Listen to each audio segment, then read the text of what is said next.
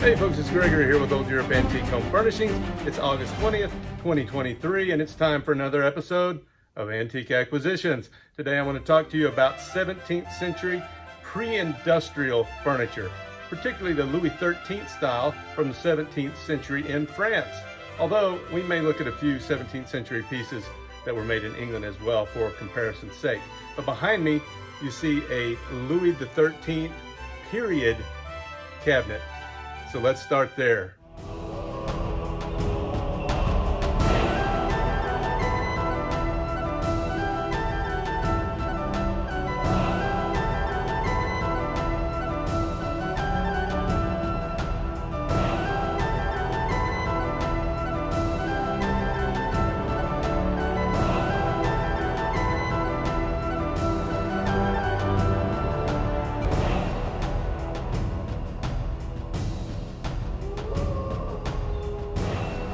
Okay, welcome back. Now, as you can see, this piece is a true work of art. Just take a look at those hand-carved designs and motifs. Notice the design of this drawer. By the mid-17th century, dovetails were coming into common use in furniture construction, and early drawers were typically secured by just one dovetail. This suggests a date on this cabinet later in the 1600s. In addition to this single dovetail, we can see that the drawers slide along a groove on each side of the drawer. This feature would slowly be phased out starting in the early 1700s. It was quite common. In fact, it was the norm prior to that. Now let's take a look at this lock as well.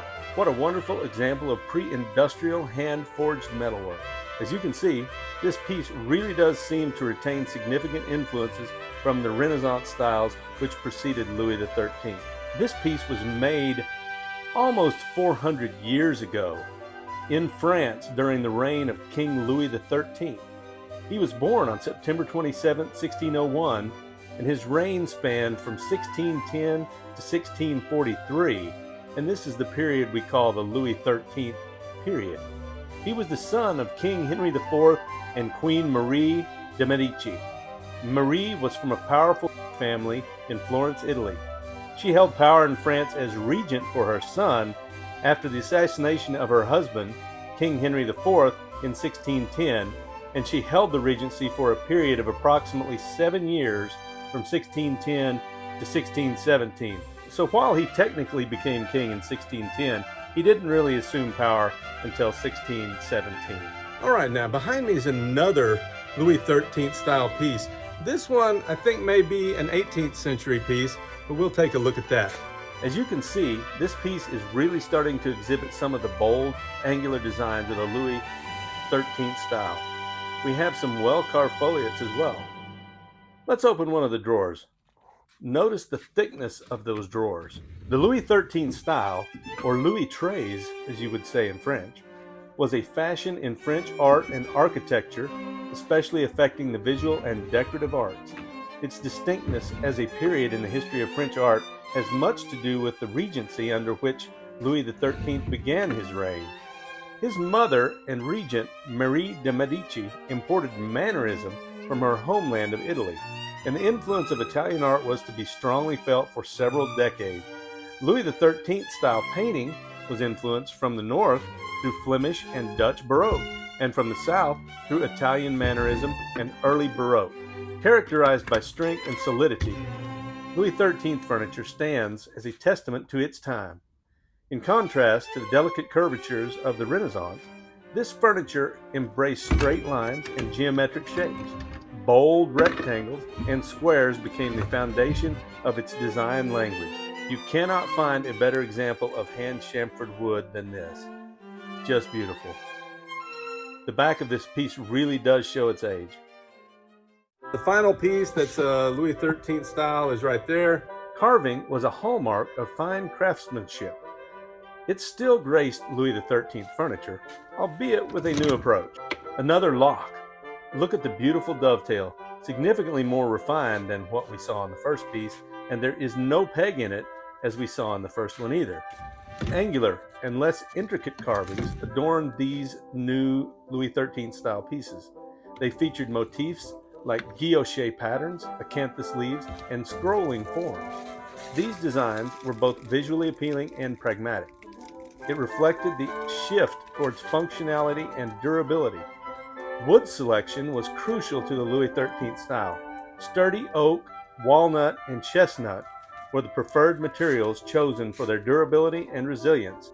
Just look at this carved bust. Now that's impressive. We must be getting further into the 18th or early 19th century on this one. Okay, behind me now you can see an English piece from the 17th century, and let's take a little closer look at that one as well. The provenance that I got with this cabinet suggests that it's a late 17th century English Westmoreland or North Yorkshire oak court cupboard. Look at these turned supports and grotesque faces on the lower doors. Okay, here again we see the grooves on the drawer sides, an indicator of 17th century construction. On this cabinet we don't even have a single dovetail on these drawers. To me that would suggest a pre-1650 date, but that doesn't go along with what I was told. However, it would fit with the Jacobian style elements that we see on the piece. The Jacobian period was 1603 to 1625. Look at the way these doors are hinged. A single piece of metal into a hole in the top and bottom of each door. All right, last but not least, we have this period 17th century oak court cupboard. Let's take a closer look at this too. Now this appears to be a period Elizabethan oak court cupboard from the late 17th to early 18th century. The Elizabethan period was 1558 through 1603. But look at the carving on this piece. A hand-wrought handle and those carved baluster supports. This might actually be one of my favorites. It's in really outstanding condition too. Before we move on, let's take a look at the back. Okay, well since we're talking about some true antiques today, I thought I would finish up with some quick video footage of these last two items. The first of these is this late 1600s to early 1700s English oak settle.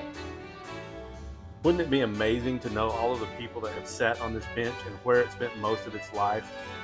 I just wish that we could have a video documenting its history and life. Now this is the last piece for today's video and probably one of the oldest items here in the shop. This is a 16th century choir stall. How do I know that, you may ask? Well, fortunately, there's a plaque on it that tells me. I'm assuming at some point it was probably donated to a museum, and that's when they put the plaque on it. Can you imagine? This stall may have actually been in use while Columbus was still alive.